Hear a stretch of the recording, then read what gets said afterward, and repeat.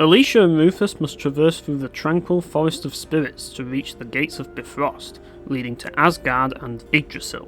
The forests are a land left mostly untouched by humans, and it is home to the elves, whose purpose is to protect the Gates of Bifrost from mortals and others who dare to threaten the Aesir on Midgard.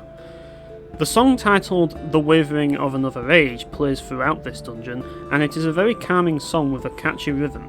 While the song does befit a tranquil forest that has existed for countless years, its primary purpose is to provide a brief moment of respite to lighten the mood after the events of Chapter 4. Upon reaching the gateway to Bifrost, Rufus enters through with ease. Alicia, however, finds herself unable to go through with him, and this causes her to repeatedly bash the gateway in frustration, to the point that her hands turn bright red from all the bruising. This is the first time the player sees any form of emotional response from Alicia since before fighting with Hurst, and it heavily emphasises how terrible her current mental state is. But why does she choose now of all times to express her inner frustrations? Because she has finally seen the reality of her situation, and therefore her delusions of purpose are finally starting to fade. Alicia has lost all reason to live at this point, and the only thing keeping her going is the mission presented to her by Silmeria, because it's the only way she knows how to live. This scene in particular resonates with me on a more personal level, as it kind of reflects my own approach to life, just mindlessly flailing my way through it. I'm sure many others can relate to this as well, that feeling of being completely powerless, yet you keep going despite all the odds being stacked against you, which is precisely what this scene illustrates. Though it is true that life can take its toll on all of us, you can clearly see that the circumstances of Alicia's life throughout this entire game have been particularly grim, which makes this scene hit all the more harder. It is at this point that Alicia tells Rufus to leave her behind, because she finally realises that she is nothing but a burden to him. By now, Rufus is aware that something is not quite right with Alicia, and because of this, he decides not to leave her behind, because deep down, he knows that she is reluctant to leave him. Her actions at the gateway spoke louder to him than her current words. She needs to go with him, and he knows it, but it's impossible.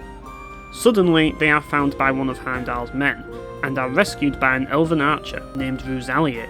It is at this point where the elf reveals to Alicia that it is impossible for humans to reach Asgard, unless they were to become an Einherjar or turn undead.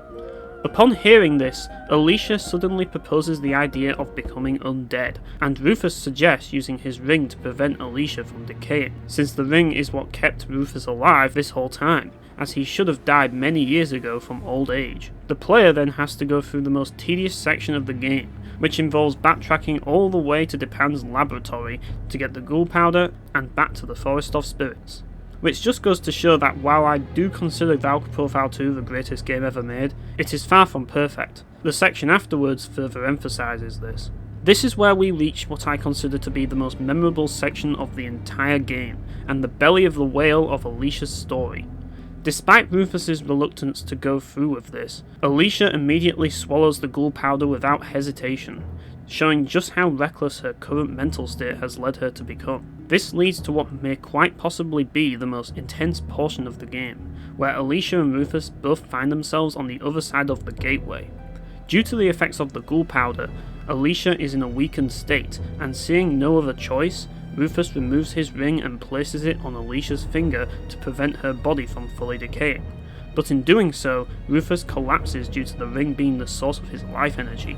Without the ring, Rufus will also begin to decay and die. This leaves Alicia with no other option but to make her way through the dreaded ravine caverns in order to save Rufus's life and make it to the realm of the gods.